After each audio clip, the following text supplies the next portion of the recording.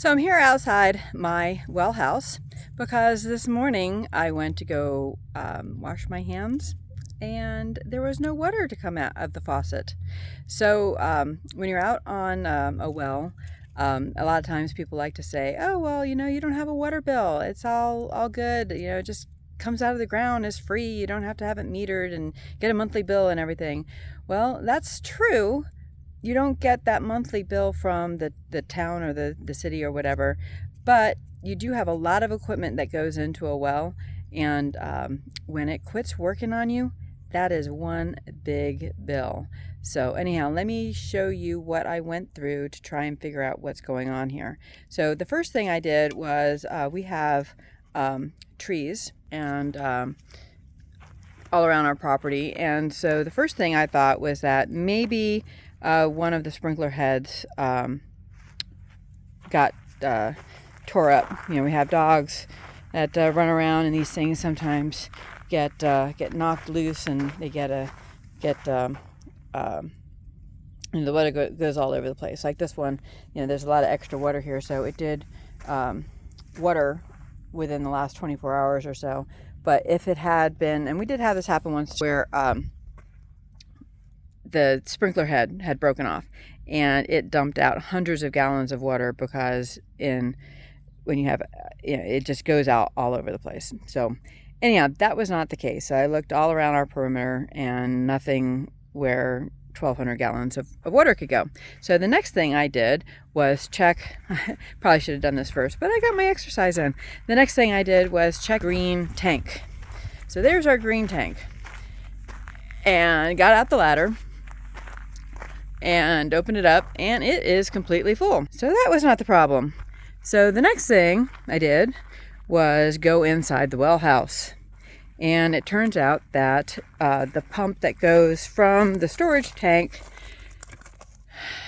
to the pressure tank, that's what gives pressure to go get the water into our house, that was making a humming noise, and it was very hot to the touch. So next thing on the list then was call one of our neighbors.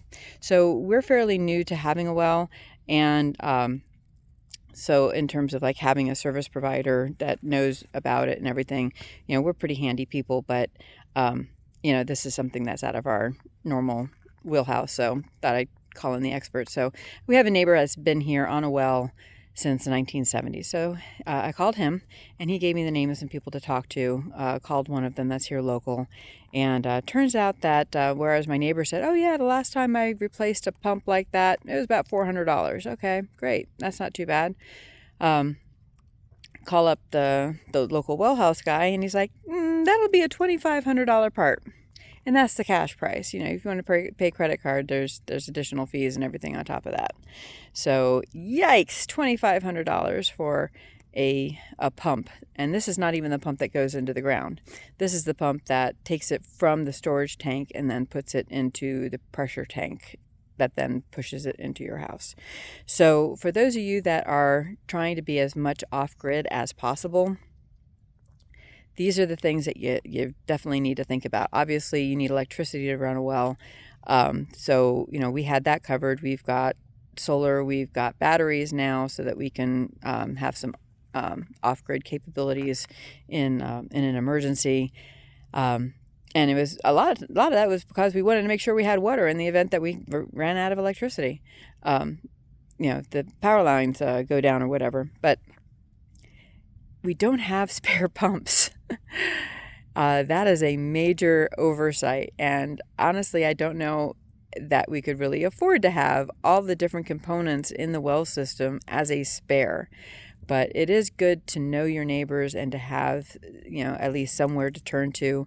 Our neighbor actually has a spare pump, but it's not the same size. But in the event of an emergency where, you might not have been able to get anything else, then that might have been able to do in a pinch. So anyhow, I definitely recommend that you get to know your neighbors.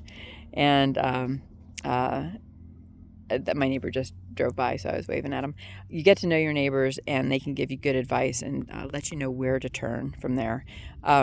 Anyhow, for our situation, There may be some things that we can still do. My husband's going to take a look at seeing whether or not it could be just a part of that motor or the pump, that it could be like the capacitor, which is a heck of a lot cheaper and easier to do. So I will let you know what it turns out to be.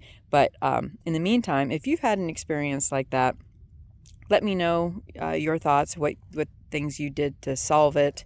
Was it just a part of the pump? There's apparently a pump, there's a motor, there's the capacitors, there's impeller blades that the repair guy said that those could go bad. Then there's also the problem of figuring out what caused the pump to go bad. And that's all involved. It could be the pressure tank has a bladder in it, and that can wear out over time. So if your pressure tank isn't good, it could cause that motor to overwork. So that's something else that we need to look into. So these are all things that, we've been here for almost 5 years now, and we haven't had a real major problem with our system. We've had some minor things that we've been able to adapt and overcome, but this is like the first major thing. So for those of you that have more experience with wells and pumps and tanks and all of that, I would really love to have your input. God bless. Thank you for watching, and I will talk to you next time and give you an update on what our solution turns out to be.